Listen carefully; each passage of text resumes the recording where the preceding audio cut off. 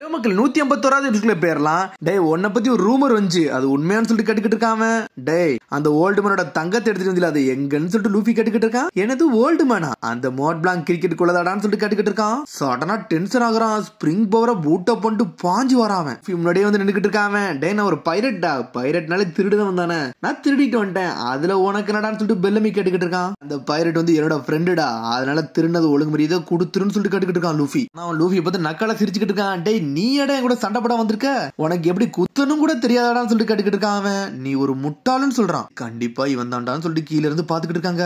டேய் யார்டா இவன், இவன் எப்படிடா இங்க வந்தான்னு சொல்லிட்டு பாத்துக்கிட்டு இருக்காங்க. அவனை அடிச்சு நொறுக்குங்க. மத்தியானம் வந்தானே அடிச்சோம், ராத்திரி வந்து நிக்கானு சொல்லிட்டு இந்த பேப்பர்ல போட்டிருக்க மட்டும் உண்மை இருந்துச்சுன்னா பெல்லமி பெரிய பிரச்சனைல மாட்டிக்கிட்டான்னு சொல்லிக்கிட்டு இருக்கானுங்க. அவனுங்க பாக்கே பொடிய மாதிரி தெரியாண்டா, அவன்லாம் இதுக்கு ஒருத்தே கிடையாது சொல்லிட்டு இருக்கான். ஸ்கீசிஸ் சொல்ல போனா 30 மில்லியன் பவுண்டிக்கு இவனை பாக்கல சந்தேகமா தாண்டா இருக்குன்னு சொல்லிக்கிட்டு இருக்கான். இவன் கூட பக்கத்துல வந்து நிக்க கூட தகுதி கிடையாது சொல்லிக்கிட்டு இருக்கான். அவன் நீ மத்தியானம் அடிதனடா வாங்கிட்டு இருந்தான்னு சொல்லிட்டு கேட்டுக்கிட்டு இருக்கான். டேய் நீ மத்தியான விஷயமே வேற, ஆனா இது வேறன்னு சொல்லிக்கிட்டு இருக்கான் லூஃபி. என்னடா மத்தியானம் இருந்த மட்டும் என்ன பண்ணி இருந்திருப்ப அப்படின்னு சொல்லிட்டு டென்ஷன்ல ஒரு மாதிரி குதிச்சுக்கிட்டு வரான். பிரின்ஸ் ஸ்னைப்னு சொல்லிட்டு பாஞ்சிட்டு வந்து அடிக்க வரான். ஆனா லூஃபி அங்க இருந்து குதிச்சுட்டான். டேய் முகிவரா குதிக்காண்டான்னு சொல்லிட்டு பாத்துக்கிட்டு இருக்காங்க. லூஃபி குதிச்சு குதிச்சு போய்கிட்டே இருக்கான். அவன் ஸ்பிரிங் பவரை யூஸ் பண்ணி பாஞ்சு பாஞ்சு அடிக்க வரான். நம்மளால அடிக்கவே விரும்பல. பெல்லமியோட ஷோ மட்டும் பாருடா, நல்லா என்ஜாய் பண்றான்னு சொல்லிட்டு ஸ்குயிஸ் குதிச்சுட்டு போய்கிட்டு இருக்கான். ஒரு பக்கம் மத்தியானம் நீ இந்த மாதிரி பண்ணலடா, என்னடா அடி வாங்க மாட்டேன்னு சொல்லிட்டு குதிச்சு குதிச்சு அடிக்க வரான். பெல்லமிக்கு டென்ஷன் ஆகுது. என்னடா திருடின தங்கனத்தை வாங்க வந்தியாடா, நீனே வீக்கானாலே என் பக்கத்துல கூட நிக்க முடியாது, நீ என்னடா வாங்க வந்த,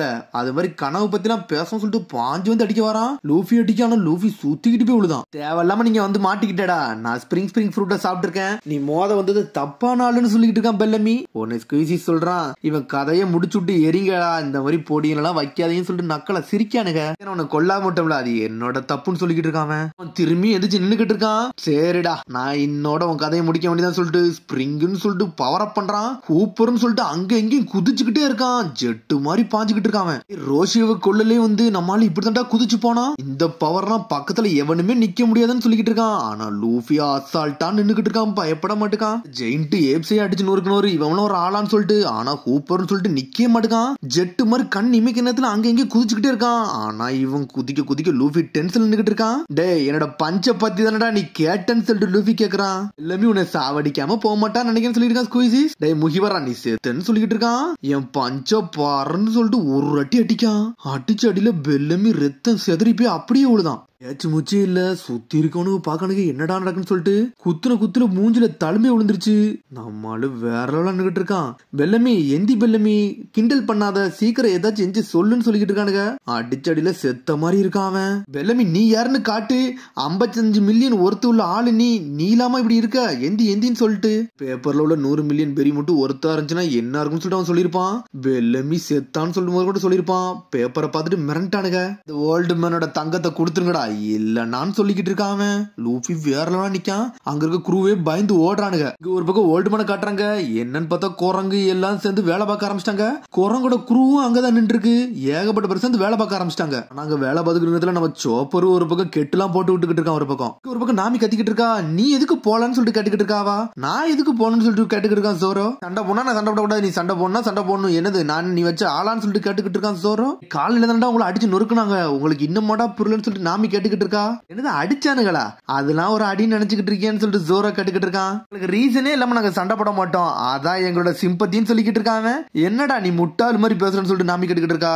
ஒழுங்கு மரியாதையும் வேலையை பார்த்துட்டு பேருன்னு சொல்றான் சோரோ. ஜோரோக்கு நாமிக்கு சண்டை வந்துருச்சு. தீட்டு கிடக்காங்க மாத்தி சும்மா இருங்கடான்னு சொல்றான் உசா போற பக்கம். இங்க திரும்பி நம்ம லூஃபியை தான் காட்டுறாங்க. நம்ம சிரிச்சுக்கிட்டே போறான். அப்பாடா என் தங்கம் கிடைச்சிருச்சுன்னு சொல்லிட்டு போய்கிட்டே இருக்கான். தெய்வம் பொடியன்னு நினைச்ச மாட்டா, அது பொய்யாடா யாரா இதுன்னு சொல்லிட்டு ஆனா ஸ்குயிசிஸ் கத்துறான். டே பொடியா எங்கடா போற, எங்க போற, என்கிட்ட சொல்லாம போறேன்னு சொல்லிட்டு கத்திக்கிட்டு இருக்கான். லூஃபி அப்படி நின்னுகிட்டு இருக்கான். சாட்டனா கையை தூக்கி காட்டுறான். லூஃபி நான் அடிக்கணுமா வேண்டாமான்னு சொல்லிட்டு. நான் எங்க போகணும் தானே உனக்கு தெரியணும், நான் வானத்துக்கு போறேன்னு சொல்றான் அவன். சொல்லிட்டு அங்க இருந்து கிளம்புறான். இங்க ஒரு பக்கம் திரும்பி அடுத்த நாள் ஹாக்கையை தான் காட்டுறாங்க.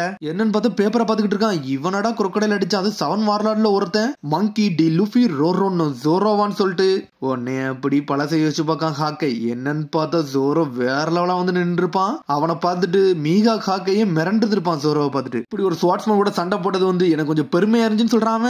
டேய் ரோரோனோசோரோ, என்னையே நீ அதிர்ச்சி அடைய வைக்கணும்னு சொல்லிட்டு போயிருந்திருப்பான்.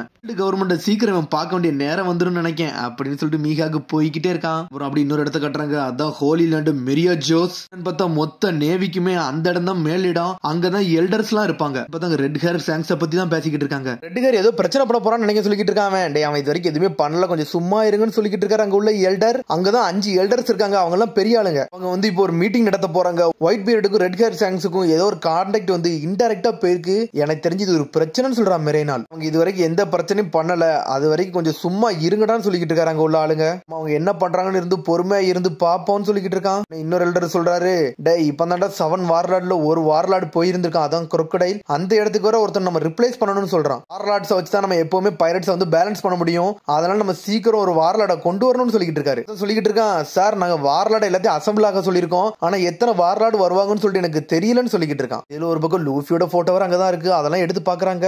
crocodile இந்த பொடியை வந்து அடிச்சானா, இது நம்புற மாதிரியே இல்லன்னு சொல்லிட்டு இருக்காங்க. மங்கி டி லூஃபியை பத்தி மொத்தமா விசாரிக்கணும்னு சொல்லிட்டு இருக்காங்க.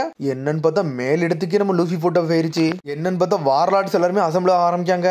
டான் கியூட்டோ டொஃப்ளிமிங்கம் பார்த்தலோ கூமான்னு சொல்லிட்டு 2 வார்லாடு முதல் எடுத்துனே வாரானுங்க. டொஃப்ளிங்கோ தலையில வந்து 340 மில்லியன் பெரிஸ் கிடக்கு.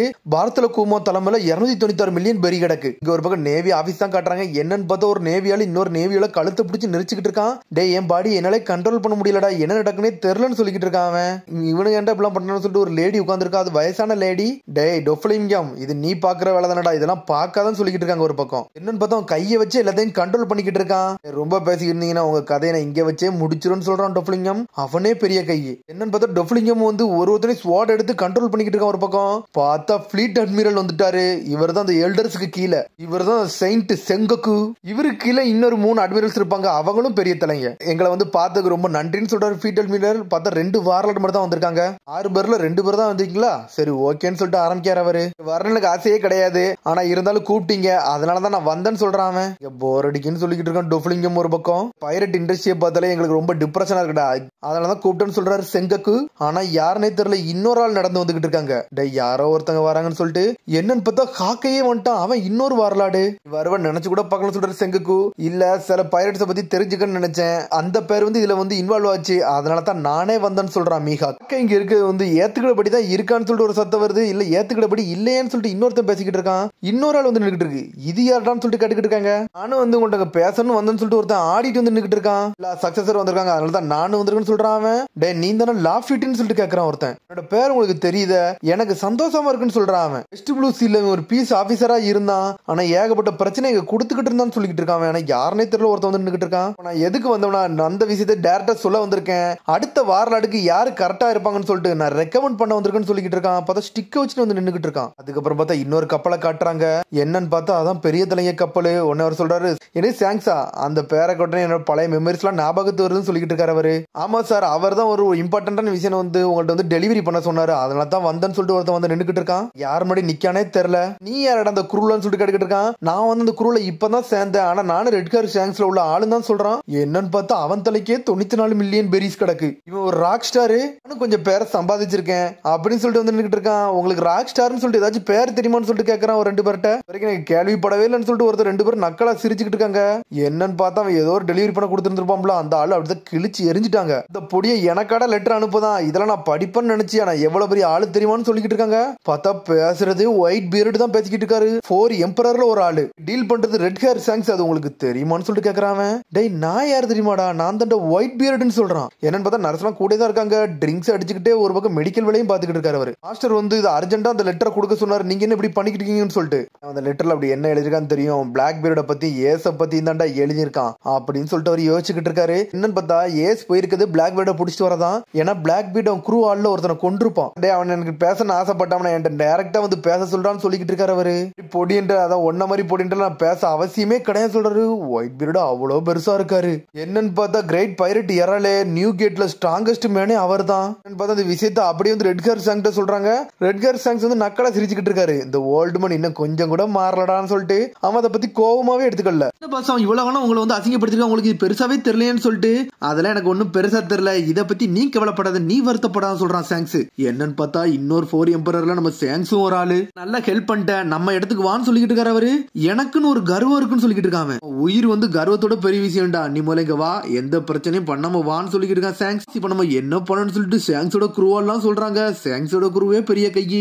கவர்மெண்ட் இதை பார்த்துட்டு சும்மா இருக்குமான்னு சொல்லிட்டு வைஸ் கேப்டன் கேட்டுக்கிட்டு இருக்கான். சரிடா கொஞ்சம் பொறுமையாருன்னு சொல்லிக்கிட்டு இருக்கான் சாங்ஸ். பொறுமையா இருக்காதுனா நம்மளும் பொறுமையா இருக்க போறோம்னு சொல்றான் அவன். பேட்டில் டைம்னு சொல்லிட்டு எந்திக்கானுங்க, ரெடி ஆகுறானுங்க அவனுங்க. ஒரு பக்கம் பார்த்தா திரும்பி அந்த எல்டர்ஸ் தான் காமிச்சிட்டு இருக்காங்க. ஒருத்தன் வந்தாமல புதுசா, அவன் சொல்றான் புதுசா வாரலடா வந்து நீங்க டீச் முடிவெடுங்கன்னு சொல்றான் அவன். பைரட் குரூப்புக்கு அவன் தான் கேப்டனா இருக்கான்னு சொல்லிட்டு என்னடா சொல்ற, அந்த மாதிரி பேரை நான் கேள்வியே பண்ணலாம் சொல்லிட்டு செங்கக்கு சொல்லிக்கிட்டு இருக்காரு. கொஞ்சம் டைம் எடுத்து அவங்களுக்கு எல்லாத்தையும் சொல்ல முடியும் அப்படின்னு சொல்லிக்கிட்டு இருக்கான் அவன்.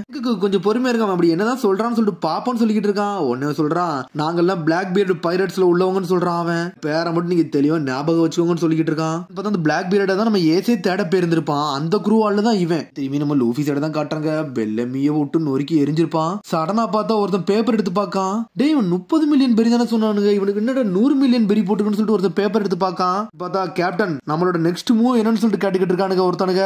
என்னன்னு பார்த்தா லூஃபிட்ட மத்திய சண்டையில தமிழ் அவன் தான் வந்து நிக்கான். குயிசிஸ் ரொம்ப பேசிக்கிட்டு இருக்கான். அவனை ரொம்ப பேசிக்கிட்டு இருக்கான். அவன் பார்த்தா டென்ஷன் ஆயிட்டான். தூக்கி போட்டு ஒரு அடி தான் அடிக்கான். குயிசிஸ் துண்டு துண்டா போயிட்டான். என்னன்னு பார்த்தா நிக்கிறவன் தான் பிளாக் பியர்டு. இவன் தான் அவன். அந்த 100 மில்லியன் பெரி தலைவர் தான் இருக்காம்லடா, அவனை தேடி நம்ம போன்னு சொல்லிக்கிட்டு இருக்கான். பார்த்தா அங்கங்க சுத்தி சுத்தி ஒருத்தனை அடிச்சுக்கிட்டு தானுங்கல்ல. அவனுக்கு எல்லாமே ஒரே டீம் தான். லெஃப்டியும் இவன் ஆளுதான். மொத்தமே 5 பேர் தான் இருக்கானுங்க.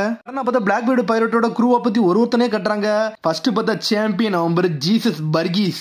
பார்த்தா பிளாக் பியர்டு கேப்டன் கட்டுறாங்க. அவன் தான் Blackbeard Marshall D Teach. Blackbeard pirate ஸ்னைப்பரை கட்டுறாங்க. Super sonic ஆகர். குதிரைக்காரன் வந்தோம்ல அவனும் பிளாக் பியர்டு ஆளுதான். என்னன்னு பார்த்தா நடக்க முடியாம நடந்து போய்கிட்டு இருக்கான். அவன் தான் reaper Doc Q. Blackbeard பைரட்ல இன்னொருத்தர் லேப்டின் இருக்கான். அவன் தான் போய் பிளாக் பியர்டை பத்தி பேசவே போயிருக்காங்க. என்னன்னு பார்த்தா வேற போய்கிட்டு இருக்காங்க. அதுக்கப்புறம் லூஃபியை கட்டுறாங்க. கோல்டுமன் கவலைப்படாதீங்க, உங்களை தேடி நான் வந்துகிட்டு இருக்கேன், கொஞ்சம் பொறுங்க சொல்லிட்டு ஜெட் மாதிரி போய்கிட்டு இருக்கான் லூஃபி. அதோட எபிசோட் முடியுது. அதுக்கடுத்த எபிசோட சந்திப்போம். மறந்துடாம சப்ஸ்கிரைப் பண்ணி ஷேர் பண்ணி கமெண்ட் பண்ணுங்க. பெல் பட்டன் மறந்துங்க. See you, bye.